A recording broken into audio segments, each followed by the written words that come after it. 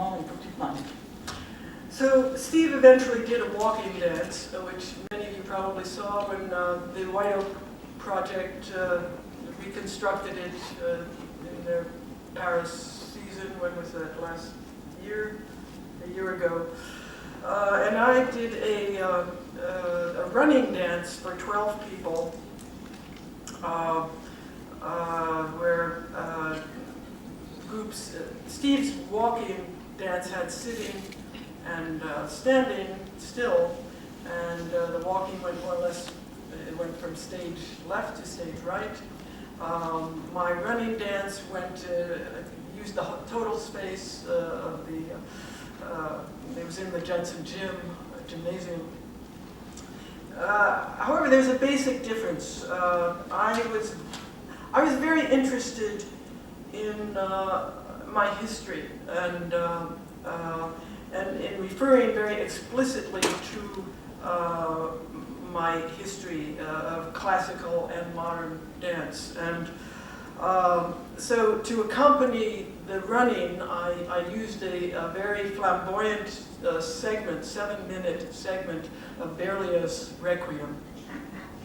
So the movement was this very relaxed jogging around the space with people separating, coming together in groups, lines, circles, spirals, etc.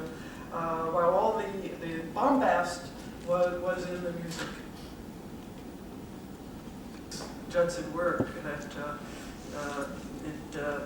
it was minimal and deprived the audience of pleasure. The way we saw it, or I should speak for myself, that there was pleasure in looking and listening to things that had not been formally presented in a theatrical situation before.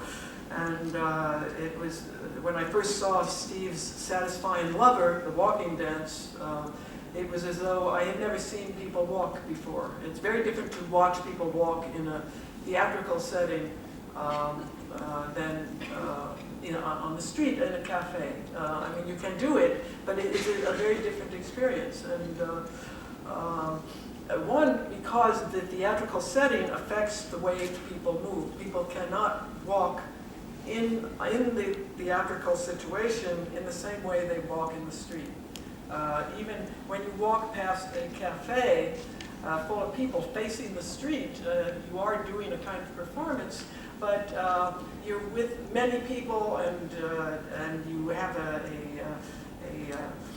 a goal, a place to be, and you're not thinking about yourself as a performer. When you think about yourself as a performer, you project something much more vulnerable and fragile. And it's that combination of ordinary movement, everyday movement, and that fragility of performance, especially when performed by people who had never, you knew, had never been in that situation before.